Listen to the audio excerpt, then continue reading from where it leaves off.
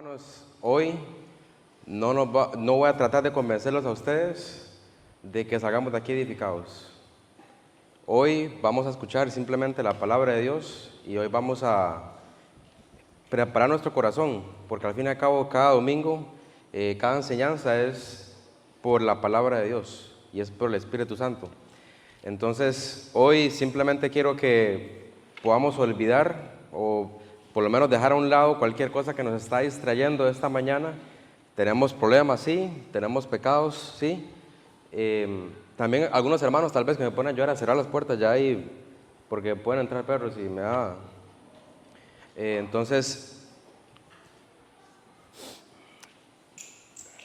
tenemos muchas cosas pendientes en nuestra vida, pero lo importante es que venimos a este tiempo especialmente, nos echamos agua en la cara, ¿verdad? Esperemos que nos hayamos bañado todos y hemos venido aquí con el fin de simplemente aprender de la palabra de Dios. Entonces, hoy nos toca en Esdras. Yo quiero que usted vaya a Esdras capítulo 5 y como el pastor me da la oportunidad y Dios me da la oportunidad de venir aquí, hemos estado siguiendo un estudio, ¿verdad?, de la historia de Esdras. Esdras, si un poco de contexto, Israel pecó, Israel fue rebelde delante de los ojos de Dios. ¿Qué es lo que sucede? Cuando un pueblo es rebelde, Dios lo que hace es los desecha, les da un tiempo. Y en eso fue que los entregó a las demás naciones, a los enemigos. Es como cuando se porta mal, tiene que pagar las consecuencias. Israel, para pagar las consecuencias, pasó 70 años siendo esclavo en otra nación. Y en Esdras se basa, después de los 70 años, ¿qué pasó después? Y hermanos, cuando uno se porta mal, uno tiene que, primero que todo, reparar la comunión con Dios. Entonces, de eso se trata Esdras, de la reconstrucción del templo de Dios.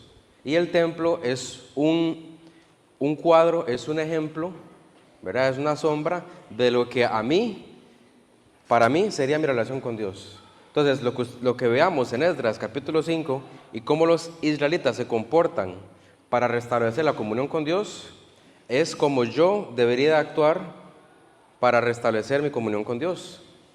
¿Y por qué? Porque Israel, si usted lo quiere anotar en sus notas, es un cuadro perfecto del cristiano individual. Si usted quiere ver cómo es su andar y cómo es su vida, los israelitas, los Israel en general como nación, su comportamiento se ve reflejado en nosotros, porque nosotros hemos actuado exactamente igual. Entonces, un poquito de historia en Esdras capítulo 5.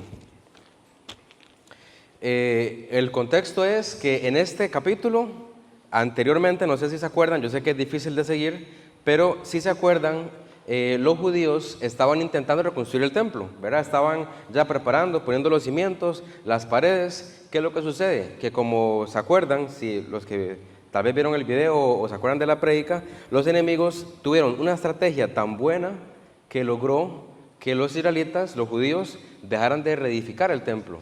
Así como cuando nosotros queremos empezar a seguir a Dios, a servir en la iglesia, a empezar a reconstruirnos como cristianos y edificar el cuerpo de Cristo, Satanás usa las mejores estrategias contra nosotros para que dejemos de edificar. Y en este contexto, Israel fracasó, porque las estrategias ganaron, pero todo es parte del plan divino de Dios. Entonces, estamos en Esdras capítulo 5 con una nación apagada, con una nación que está dormida y no ha vuelto a reedificar después que volvió de siendo esclavo. Entonces dice el versículo 1, en Esdras capítulo 5, versículo 1.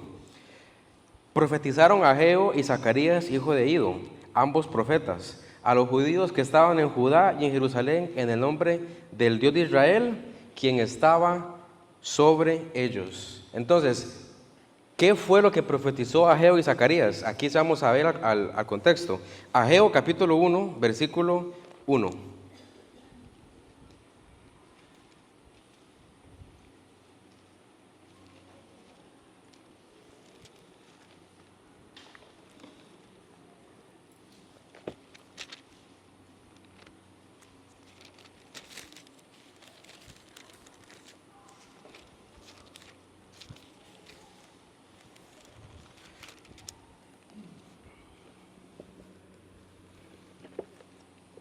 Vamos a leer el capítulo 1 al 15, es un poco largo, pero vale la pena, dice.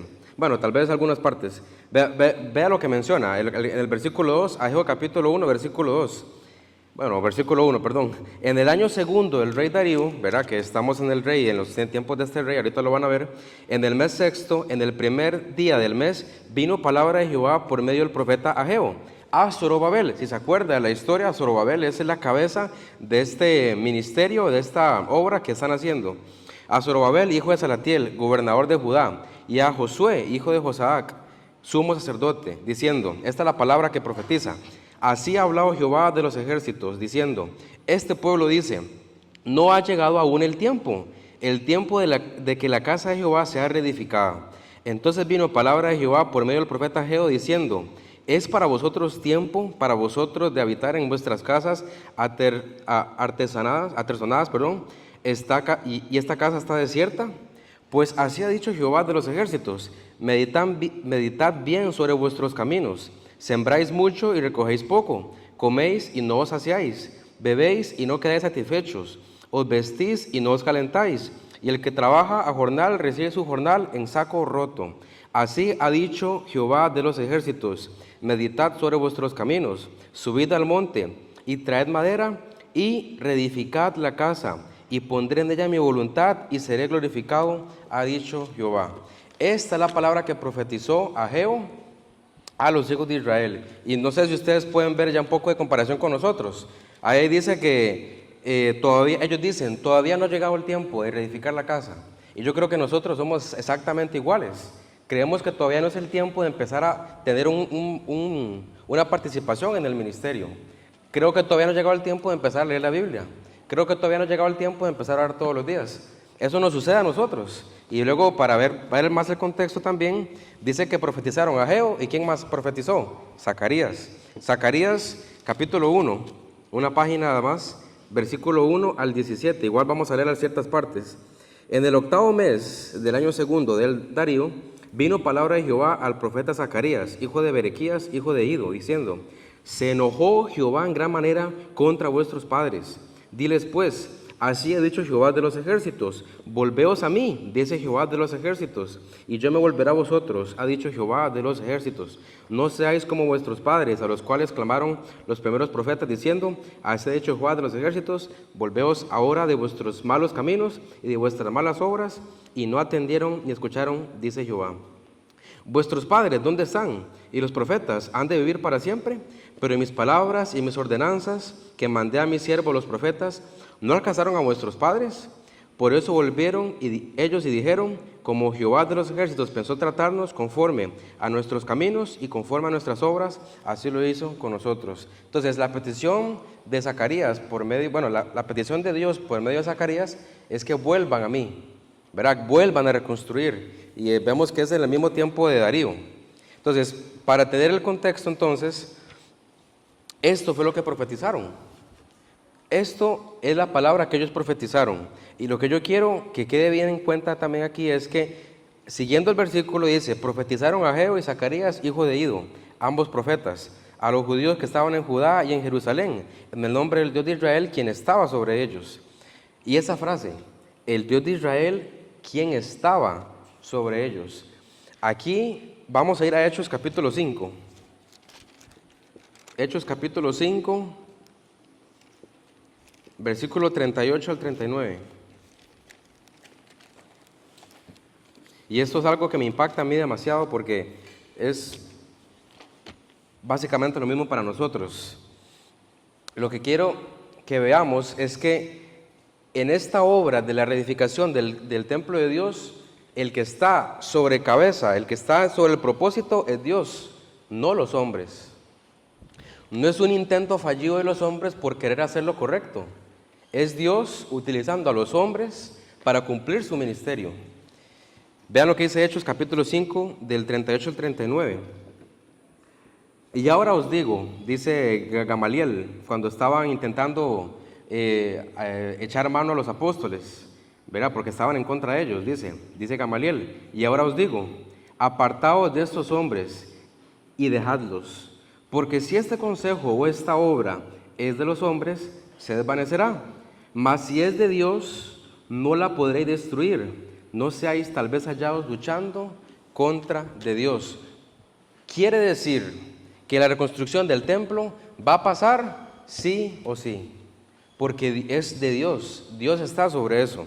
Y yo quiero que entendamos, hermanos, que para nosotros es exactamente lo mismo. El evangelismo, el discipulado, el servicio a Dios es algo donde Dios está ahí. Quiere decir que no es quebrantable. Cada vez que yo invierto en mi vida para salir a evangelizar, para ir a predicar el evangelio, para estudiar la Biblia con alguien, para leer la Biblia, para ministrar, para servir, es algo que no se va a romper. Y es algo que por eso, haciéndolo, me llena el alma, ¿verdad? Porque es el propósito de Dios que quiere para mí. Y por eso, hermanos, el título de hoy. Por eso es cómo cumplir mi propósito como cristiano. Porque el propósito ya está. El propósito como cristianos es ser conforme a la imagen de Cristo. O sea, edificar el cuerpo de Cristo. Entonces, eso sí o sí Dios lo va a hacer. Dios va a llevarse a la gloria. Es como cuando el Real Madrid jugara contra Saprissa, ¿verdad? ¿Quién va a ganar? No me digan que Saprissa, porque no, tampoco creamos tanto los milagros, ¿verdad? En ese sentido de fútbol. Pero Dios está en el bando que gana, en el equipo que gana, ¿verdad? Yo sé que son malas apuestas, pero apuéstele todo al verde. Ese es Dios, va a caer el verde. No hagan eso, ¿verdad? Porque lo que quiero dar a entender es que ya vamos a ganar. Y ya ganamos, mejor dicho. Dice la Biblia en Apocalipsis, hecho está. Entonces, nosotros cuando queremos servir a Dios, tenemos que saber que es algo donde Dios ya está ahí. Y no va a pasar nada para que eso deje de suceder. No va a cesar el evangelio en estos días, hermanos. Ahora le pregunto algo y nos preguntamos a nosotros mismos, ¿quiere ser partícipe de ese ministerio inquebrantable? Porque aunque no lo haga usted, lo va a hacer alguien más. Entonces, en realidad participar en el ministerio de Cristo es una oportunidad que nos da Dios. No es una obligación de, bueno, en parte sí, pero no es algo que tengo que hacer porque me están obligando o porque voy a ganar una recompensa. No, es una oportunidad que tengo para servir. Es como que me den la oportunidad de ser partícipe de algo muy hermoso, algo que no puedo imaginar. Entonces, como punto número 1, lo primero que tengo que hacer para cumplir mi propósito como cristiano es escuchar con temor la palabra de Dios. Porque si no estoy atento a la palabra de Dios, si no estoy escuchando con temor lo que la Biblia me está diciendo, entonces entra aquí Proverbios 1.7 y sale aquí Proverbios 1.7 y no es aplicado a mi vida, ¿verdad? Entonces, esta es la gravedad del asunto, porque cuando yo no escucho la Biblia con temor, evidentemente no voy a entender lo que Cristo quiere que yo haga en el ministerio. Entonces ya entendemos el contexto, ya entendemos la importancia de este ministerio. El ministerio de los judíos en este caso era reedificar el templo. Hermanos, el de nosotros, cada uno de nosotros somos templo del Espíritu Santo. Y cada uno de nosotros puede llegar a ser, si no es cristiano, templo del Espíritu Santo. Por eso dice la Biblia que nos ha mandado al ministerio de la reconciliación. Porque en Cristo ha reconciliado todas las cosas. Para que yo simplemente predique el mensaje y las personas se reconcilien con Dios. Y puedan llegar a ser templos del Espíritu Santo. No sé si me van siguiendo. Entonces, como punto número 1, para cumplir mi propósito como cristiano, es escuchar lo que decía Ageo y Zacarías. Es tiempo ya de edificar la casa, es tiempo ya de volverse a Dios, de empezar a escuchar más atentamente la palabra de Dios con temor. El temor es cuando su mamá le decía, bueno, mi mamá todavía me dice, haga algo y si no lo hago, bueno, no me pega todavía, ¿verdad? Pero cuando uno era niño, cuando uno desobedecía a los padres en lo que ellos decían, evidentemente había un castigo, ¿verdad? Ya sea con la rama de jocote que le arriaban, o con la faja, o con la chancleta magistral, ¿verdad? Que tenían puntería. Eso sucede porque nosotros en nuestro ser tenemos ese sentimiento de que si no hago algo me va a ir mal, ¿verdad? Entonces ese temor que Dios quiere que tengamos es para que yo me aparte de hacer lo malo y empiece a hacer lo bueno con alegría, con gozo. Ahora, como punto número 2, ¿qué es lo primero que tengo que hacer ahora como cristiano? Y es trabajar en la edificación del cuerpo de Cristo. Dice entonces el versículo 2, Esdras capítulo 5, versículo 2. Entonces se levantaron Zorobabel, hijo de Salatiel, y Jesúa, hijo de Josadac, y comenzaron a reedificar. O sea, hubo una palabra y de repente comenzaron a edificar la casa de Dios que estaba en Jerusalén y hasta los profetas. Dice, y con ellos los profetas de Dios que les ayudaban. Entonces, tenemos un montón de versículos que hablar acerca de esto. Por temas de tiempo, con su permiso también, yo voy a ayudarme aquí un poco para no estar con la Biblia en toque aquí en el teléfono, porque si no, duramos media hora más. Hay 8 maneras que pues podemos notar, ¿verdad? Cuando la Biblia menciona edificación, podemos sacar 8 conclusiones en las cuales yo puedo como empezar a edificar el cuerpo de Cristo. Entonces, vamos a ir a Romanos 14, 9. Dice, porque Cristo, 19. Romanos 14, 19. Así que sigamos lo que contribuye a la paz y a la mutua edificación. Entonces, para empezar a edificar, a empezar a trabajar, ¿verdad? Como buenos siervos de Cristo es ser seguidores de la paz. Dice, así que sigamos lo que contribuye a la paz. Cuando Cristo vino aquí a esta tierra, Él hizo la paz mediante todas las cosas. Entonces, como hermanos, como iglesia, tenemos que seguir la paz y eso contribuye a la mutua edificación. Entonces, como dice ahí, tenemos que estar en paz con todos. Entre lo posible, esté en paz con todos. Entonces, primero que todo, también podemos empezar con la paz. Luego dice Romanos 15, 2, otra mención de edificación. Cada uno de nosotros agrada a su prójimo en lo que es bueno, para edificación. Muchas veces confundimos el término de agradar a los hombres y agradar al prójimo en lo que es bueno, ¿verdad? Agradar a los hombres es hacer todo lo que ellos quieren para que tenga aprobación mediante ellos. Agradar a su prójimo en lo que es bueno es servirles con el amor de Cristo, en lo que es bueno. Lo único bueno que aquí en esta tierra y lo que hubo fue Cristo y lo que es. Entonces, nosotros como hermanos, como iglesia, tenemos que empezar a servirnos a nosotros mismos. Tenemos que agradar a nuestro prójimo en lo que es bueno. Porque en dado caso, como decía también Pablo, tenemos que hacernos débiles a los débiles, ¿verdad? Porque si no, vamos a vivir una iglesia donde cada quien hace lo que le da la gana y cada quien se agrada a sí mismo, ¿verdad? Yo creo que en una construcción no es de uno, es de varios. Y para eso tienen que cumplir un rol específico. Entonces, como iglesia, nosotros tenemos que aprender a soltar un poco ese orgullo. Que si un hermano tuvo un problema conmigo, yo tengo que soltar el orgullo y arreglar cuentas con él. Porque, hermanos, esta edificación es el cuerpo de Cristo, somos nosotros, no es del pastor nada más.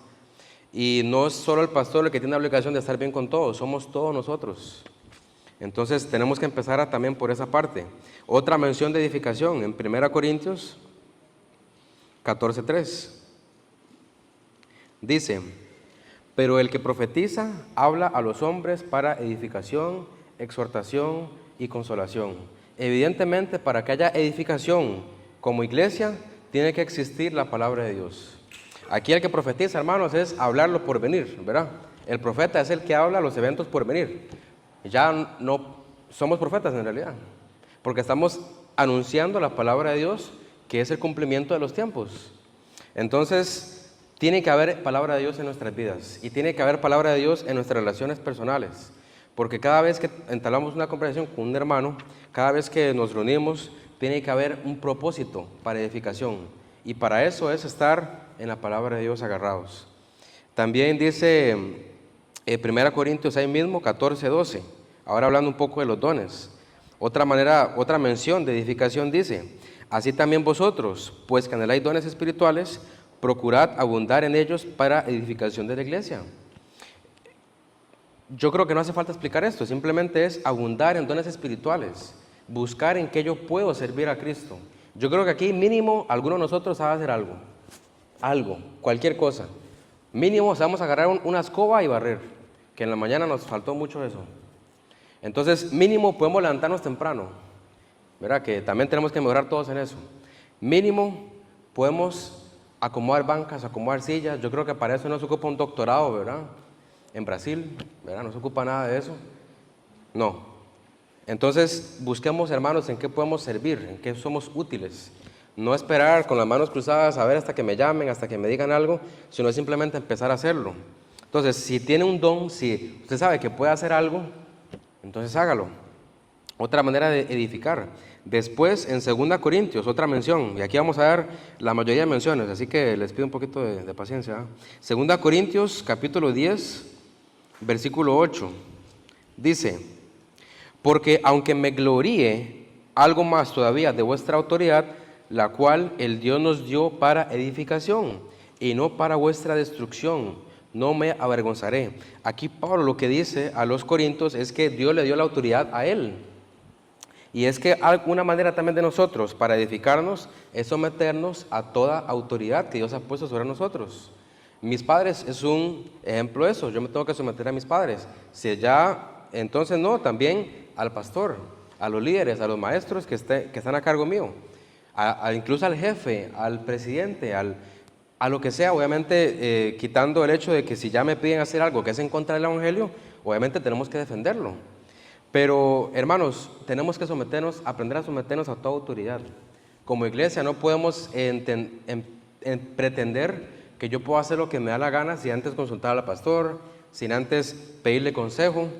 Entonces aquí lo que Pablo dice es que pues eventualmente la autoridad que es Pablo en este contexto tienen que someterse a mí porque es para edificación, porque Dios ha puesto un orden en ese aspecto, y Él ha puesto en este caso a nuestro pastor Carlos que sea aquí la autoridad.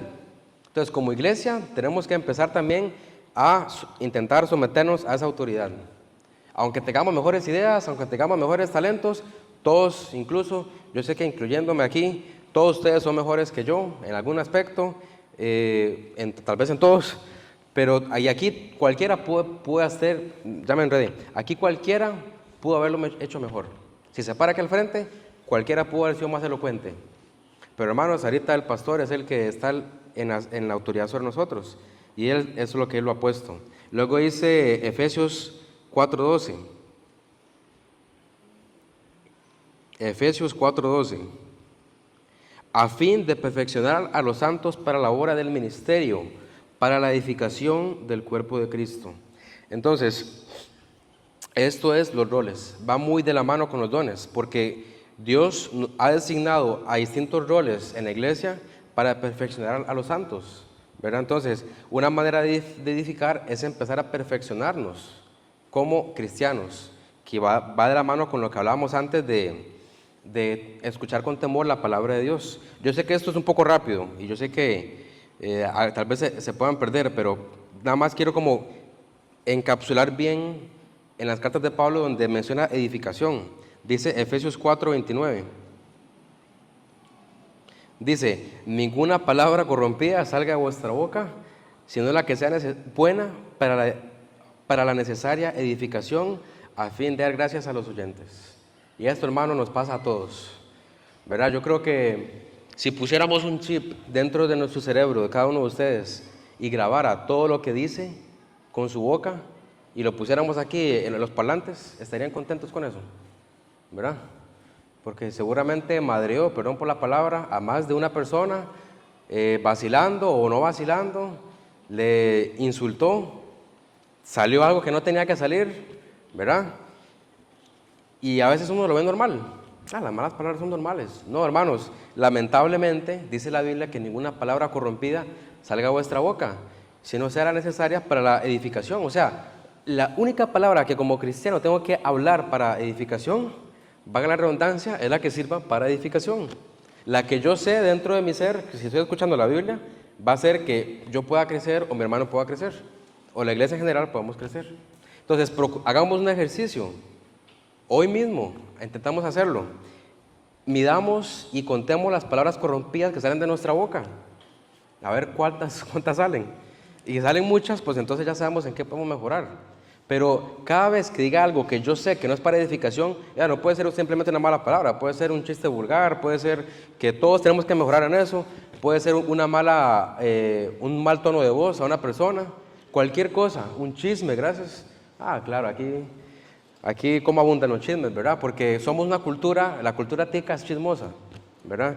Entonces, cualquier cosa que no sea para edificación, eso es lo que Dios quiere que quitemos para que más bien digamos cosas edificantes. Y uno dice, qué aburrido ya, me arruinó la tarde el café, ¿verdad? Porque para eso servía.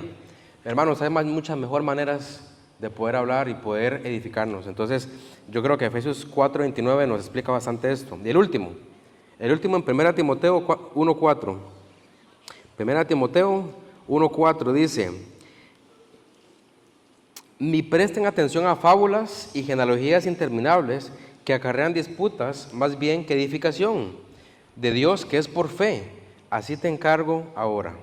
Entonces, aquí menciona en la última parte que la edificación de Dios que es por fe. O sea, prestemos más atención a esa fe que tuvimos cuando creímos que Cristo murió por nosotros. Prestemos más atención a esa fe que tuvimos y que tenemos que tener siempre para confiar en lo que Cristo vaya a hacer, que va de la mano con lo que nos decía nuestro pastor en la Santa Cena. Nosotros nos olvidamos casi siempre de nuestra fe. Nos olvidamos de que alguna vez tuvimos la fe de confiar mi alma a Dios. Entonces, esa edificación es por fe. Entonces, como la salvación fue por fe, mi edificación en la iglesia va a ser por fe. Porque yo no puedo confiar en lo que yo pueda hacer para que este ministerio crezca. Tengo que confiar en lo que Cristo puede hacer a través de esa fe que tengo que tener para que sea de Dios esa edificación. Entonces, esto simplemente nos abría un poco las puertas de cómo, como cristianos, podemos, y versículos de referencia, ¿verdad?, podemos tener para que simplemente podamos empezar a edificar en estas cosas. ¿Y por qué todo eso? Porque bajo lo que se puede estudiar, esas 8 maneras engloban bastante lo que Cristo quiere que yo haga, ¿verdad? Trabajar para el Evangelio, estar en paz con todos, hacerme humilde a mí mismo, hablar cosas edificantes. ¿Por qué? Porque todo esto es únicamente para edificar como iglesia el cuerpo de Cristo. Y aquí quiero que noten que esto se trata de un trabajo. Y por eso puse ahí en el punto 2, trabajar en la edificación del cuerpo de Cristo. No es una ayuda que yo ofrezco. No sé si ustedes notan la diferencia. Cuando uno piensa que está sirviendo en el ministerio, dice, ay, sí, es que voy a hacer esto porque se ve que ocupan ayuda. Ese no es el propósito del ministerio. No tenemos que hacer las cosas porque veo que nadie las hace. Tengo que hacer las cosas porque es mi trabajo como cristiano. Es mi trabajo como seguidor de Cristo, hacer y servir como Dios quiere que yo sirva, en lo que sea. Es un trabajo. Uno en los trabajos, tal vez los que han trabajado con más años, seguro entenderán más. Cuando uno empieza a trabajar, yo tampoco soy ningún experto, pero lo puedo entender, y es que uno empieza a trabajar y empieza por lo más mínimo, ¿verdad? Y ahí va creciendo poco a poco, porque uno poco a poco va a ir agarrando mejor experiencia. Entonces, en el trabajo, hermanos, es así. En el ministerio es exactamente igual. No pretendan que venir aquí a ministrar es simplemente venir aquí a pararse frente a intentar ser elocuente, ¿verdad? A intentar hablar. Ministrar es empezar con lo mínimo. Como decía David en los anuncios, recoja basura que no sea suya. Eso, no sé si a ustedes les ha pasado, pero eso duele. Y lo que me da risa es que cuando se trata de dinero, sí lo recogemos, aunque no sea nuestro. Pero si es de basura, no, ¿verdad? Evidentemente. Pero, hermanos, empecemos con lo más mínimo. Y esto lo digo para aquellos que no han empezado, y los que ya empezaron, pues entonces vayamos escalando. Pero no pretendamos que tenemos que empezar con grandes cargas. Hágase usted mismo la responsabilidad y grábese en su corazón y en su mente que es un trabajo a Dios. Es porque somos deudores de Cristo, ¿verdad? ¿Qué fue lo que Cristo pagó en la cruz para salvarme? Su sangre. Y por su sangre somos salvos. Entonces, esa sangre que Él derramó fue un precio tan alto que yo no puedo pagarlo.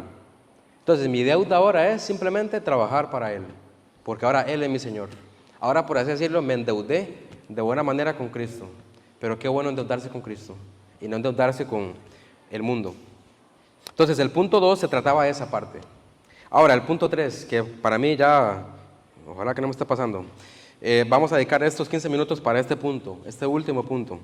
Porque aquí lo que sucede con los judíos es algo tan bello y tan interesante para nosotros que nos hace reflexionar en cómo nosotros hemos sido celosos por Dios, por el Evangelio.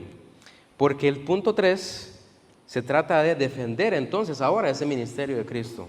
Entonces, para dar una breve resumen, ¿cómo puedo yo cumplir mi propósito como cristiano? Principalmente escuchando con temor la palabra de Dios, trabajando en la edificación del cuerpo de Cristo. Una vez yo escucho, me levanto y empiezo a trabajar, así como Zorobabel, que era cabeza. Y ahora, cada vez que llegue alguien, un agente externo, un enemigo, que no sea del cuerpo de Cristo, o incluso algunos son del cuerpo de Cristo, tengo que estar preparado para defender mi causa. Tengo que estar preparado para defender ese ministerio por el cual yo sirvo ahora. ¿Qué quiere decir esto? Que cuando yo empiezo a servir, hermanos, como decía antes, como pasó con los judíos, van a llegar estrategias del diablo para que yo deje de servir. Y yo tengo que estar preparado para saber escoger mi defensa. Yo tengo que estar preparado para saber cómo me voy a presentar delante de esa prueba. Porque si me agarran inofensivo, evidentemente no me voy a percatar del daño que me van a hacer. Entonces, vamos a leer Esdras capítulo 5, versículo 3. En aquel tiempo vino a ellos Tadnai, gobernador del otro lado del río, y Setar-Boznai, qué lindo nombre, ¿verdad? Y sus compañeros, y les dijeron así: ¿quién os ha dado orden para edificar esta casa y levantar estos muros? Ellos también preguntaron: ¿cuáles son los nombres de los hombres que hacen este edificio? Quiero que aquí de una vez entendamos que el enemigo está así, pero inmerso, totalmente interesado en quién está haciendo esta obra. ¿Quién está evangelizando? ¿Quién está edificando el cuerpo de Cristo? Y él quiere saber los nombres y apellidos. Porque al diablo no le interesa el cristiano que se sienta aquí todos los domingos y así, bueno, yo tengo panza ya, con la panza así, toda abierta, que ya el botón, ¿verdad? Está así, se le va a romper, y no hace nada. Al enemigo no le interesa eso, porque no está haciendo este edificio. Entonces, aquí en este contexto, ellos dicen, ¿quién les dio orden primero que todo y quiénes son los nombres? O sea, vean el interés de estos enemigos de saber quién está a la cabeza de este ministerio. Entonces dice el versículo 5, mas los ojos de Dios estaban sobre los ancianos de los judíos. Otra vez volvemos a repetir este patrón de que es obra de Dios. Este ministerio de los judíos en este contexto de reconstruir el templo es obra de Dios y es inquebrantable. Cuando algo se menciona muy parecido 2 veces es porque es autoridad, es mensaje de Dios. Entonces, ya Dios dejó bien claro en este capítulo que Él está en control de este ministerio. Entonces dice, y no les hicieron cesar hasta que el asunto fuese llevado a Darío. Ahí vemos al rey entonces. Entonces respondieron por carta sobre esto. Ahí luego vamos a leer esta carta que ellos le responden, que es la mejor carta que podemos tener. Dice, copia de la carta que Tadnai, gobernador del otro lado del río, y Setar-Boznai, y sus compañeros los gobernadores que estaban del otro lado del río, enviaron al rey Darío. Hasta rimó, ¿verdad? El río y Darío. Le enviaron carta, y así estaba escrito en ella: al rey Darío, toda paz. Sea notorio al rey que fuimos a la provincia de Judea, a la casa del gran Dios, la cual se edifica con piedras grandes, y ya los maderos están puestos en las paredes, y la obra se hace deprisa, y prospera en sus manos.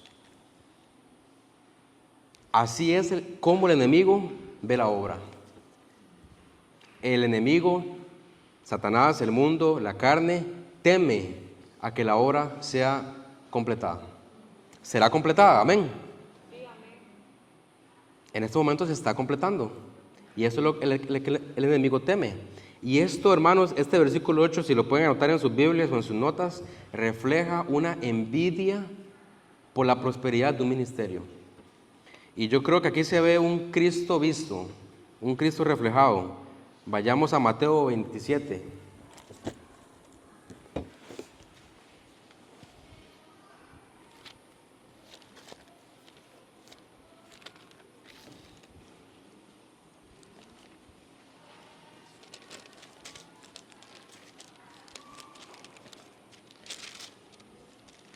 Mateo 27, versículo 18, y es que en este contexto ya es Jesús sentenciado a muerte.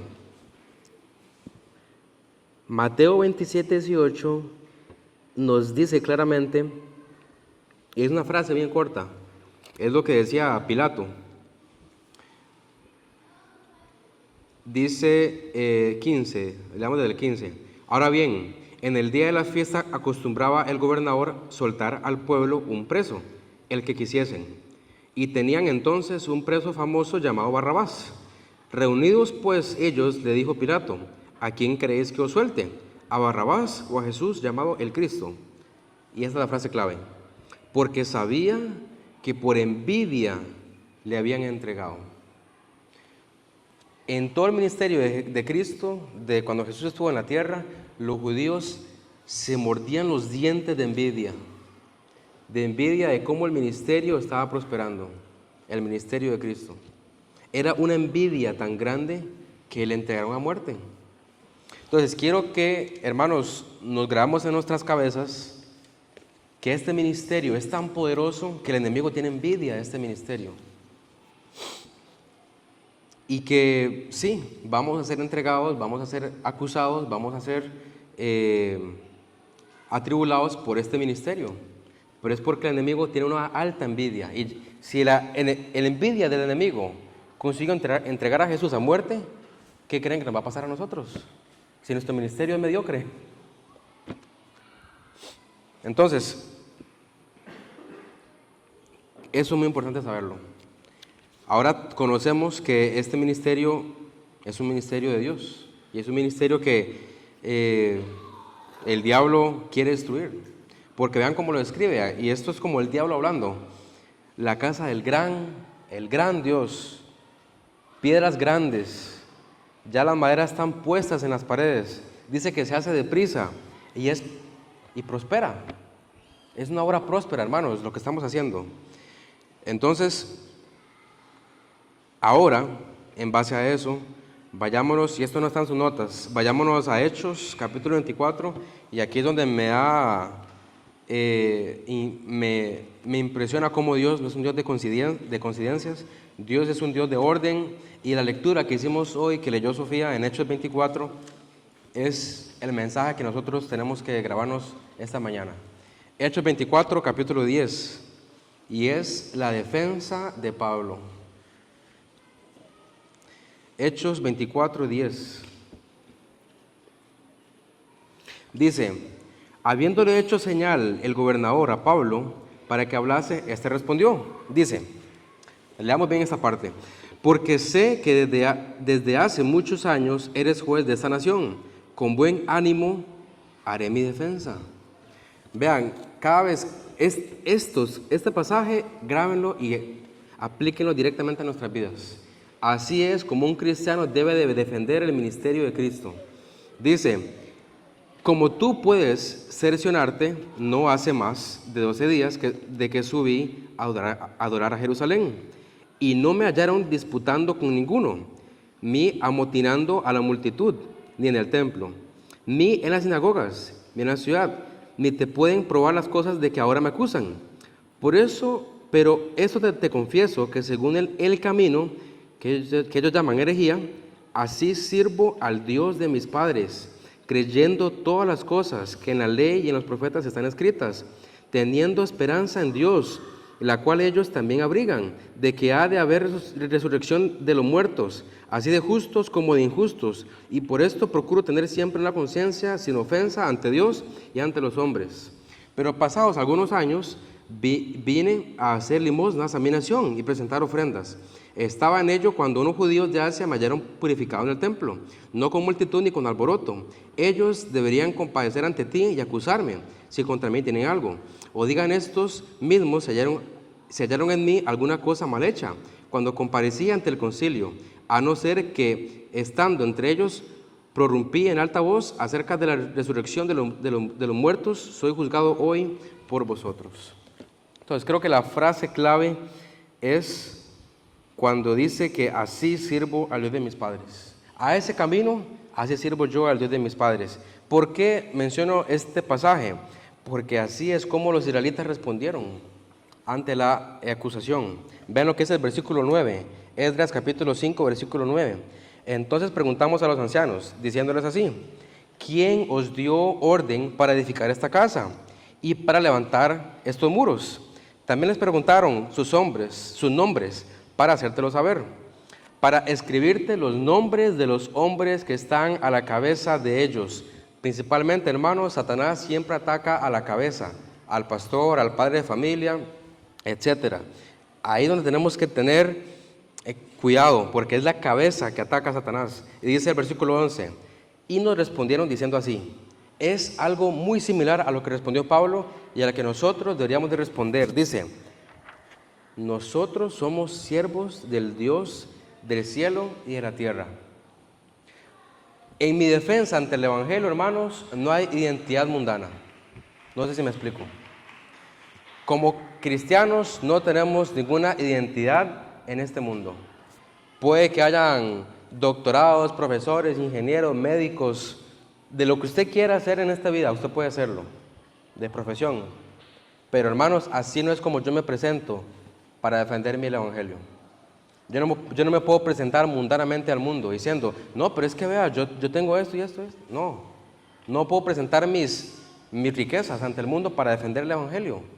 No puedo presentar mi carne ante el mundo para defender el Evangelio. Debo presentarme como siervo de Cristo. Dice: nosotros somos siervos del Dios del cielo y la tierra, y reedificamos la casa que ya muchos años antes había sido edificada, la cual edificó y terminó el gran rey de Israel, Salomón. Mas después que nuestros padres provocaron a ira al Dios de los cielos, Él los entregó en manos de Nabucodonosor, rey de Babilonia, caldeo, el cual destruyó esta casa y llevó cautivo al pueblo de Babilonia. Pero en el año primero de Ciro, rey de Babilonia, el mismo rey dio orden para que esta casa de Dios fuese reedificada. Mi defensa, hermanos, tiene que ser inspirada en lo que he visto y hemos creído. ¿Tiene sentido esto? Si no, vayamos a Hechos 4:20.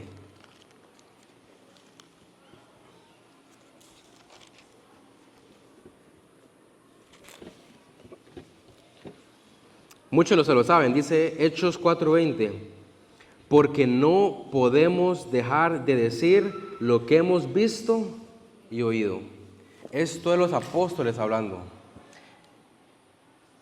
Quiere decir que si no he visto con mis propias palabras, ¿qué acabo de decir? Si no he visto con mis propios ojos, si no he leído las propias palabras de Dios y no le he visto actuar en mi vida, no tengo con qué defenderme. Pero cuando yo ya entendí, cuando ya voy acercándome y conociendo más a Dios, lo que conocí, lo que vi, lo que aprendí, lo que vi que Él pudo hacer en mi vida, es lo que tengo que defender. El poder que Él tiene para conmigo. No tengo que defender ninguna otra cosa, porque es su poder que puede hacer eso posible. Entonces, así como los apóstoles que no podían dejar de hablar lo que habían visto y oído, nosotros, si pasamos tiempo en la palabra de Dios, no vamos a dejar de hablar lo que hemos visto y oído. Esa es la defensa principal que tenemos que hacer. Que nadie nos quite ese sentimiento, esa convicción de simplemente compartir el Evangelio, de compartir la palabra. Y si me la quitan, es porque no estoy pasando tiempo con Él. Terminando ya el pasaje.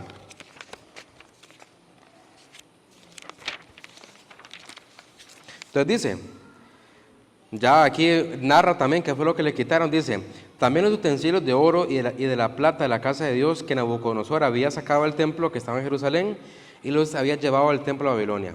El rey Ciro los sacó del templo de Babilonia y fueron entregados a Sesbazar, a quien había puesto por gobernador, y le dijo: toma estos utensilios, ve, llévalos al templo que está en Jerusalén y sea reedificada la casa de Dios en su lugar. Entonces Sesbazar vino y puso los cimientos de la casa de Dios, la cual está en Jerusalén, y desde entonces hasta ahora se edifica y aún no está concluida. No sé si les ha pasado algo, pero cuando uno inconcluye un trabajo importante, no lo puede dejar de hacer. Cuando uno no ha terminado algo, tiene que terminarlo, ¿verdad? A veces en trabajos de la U he entregado proyectos incompletos y qué feo se siente. O por ejemplo, esta obra de acá, de la construcción. Imagínense que me contraten para construir algo y no lo termine, ¿verdad? Yo creo que como trabajadores que somos del cuerpo de Cristo para edificar, como cristianos, debemos de ver esta tarea como si el trabajo aún no estuviera completado. Porque sí, la obra de Cristo va a pasar. Él nos va a transformar nuestros cuerpos, se va a glorificar en nosotros. Ya me trabé todo, parecía metralleta. Y va a hacer todo lo que Él sabe que va a hacer. Pero hermanos, todavía no. Todavía no.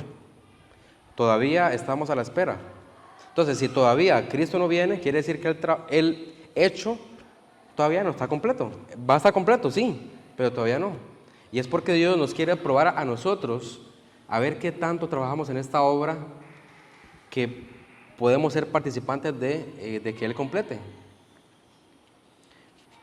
Entonces, en mi defensa, mi trabajo, todavía debo hacerlo. Cuando me digan, cuando me digan, Aarón, vamos a la fiesta, vamos ahí a tomarnos unas cervezas, vamos ahí a la esquina, a la Casa Rosada, vamos ahí a cualquier cosa, vamos a hacer lo malo. Ustedes me entienden, hermanos, cuando la carne simplemente nos tienta a nosotros de hacer lo malo, usted nada más responda, no he terminado la obra con Cristo. Todavía tengo un trabajo que hacer. Y usted, carne, usted, mundo, usted, Satanás, ¿verdad? No me va a impedir que deje de trabajar. Entonces imagínense como que es un trabajo que tiene un montón de recompensas, que sí las tiene porque es reinar con Cristo en el milenio. Pero creo que no le hemos dado la importancia necesaria a ese trabajo. Lo vemos como una obligación, como una ayuda que podemos ofrecer cuando es Cristo el que nos puede ofrecer esa oportunidad a nosotros. Este es el mensaje de esta mañana. Es corto, muy sencillo, pero a la luz de esta historia podemos entender cómo nuestro ministerio ha sido mediocre y cómo no hemos defendido correctamente este ministerio que Cristo nos ha dado. Si agarró, yo sé que mencioné muchas cosas, pero si no agarró nada, si prestó atención al perro que estaba entrando, a la mosca que quería entrar también, grabémonos esto y piense y llévese esto a su casa. La obra no está concluida, ni en usted, ni en mí, ni en Pijije. Todavía falta trabajo que hacer. Faltan personas que traer, personas que discipular, personas que evangelizar, personas que deben de servir. Y todavía, si Dios lo tiene aquí a usted todavía, y nos tiene aquí a nosotros, es porque todavía nuestro trabajo en esta iglesia no ha terminado. Y tenemos oportunidad para empezar a servir en el ministerio de Dios. Entonces, hermanos, seamos como los judíos en este contexto, seamos como Pablo, defendamos este ministerio sabiendo que todavía falta trabajo que hacer. La obra no está concluida todavía. Esperamos a que venga nuestro Señor Jesucristo, ahí va a estar concluida, pero a la espera, trabajemos. Entonces, oremos, hermanos, por esta enseñanza. No sé si tal vez Daniel pueda pasar a orar por esta mañana y que todo quede en las manos de Dios.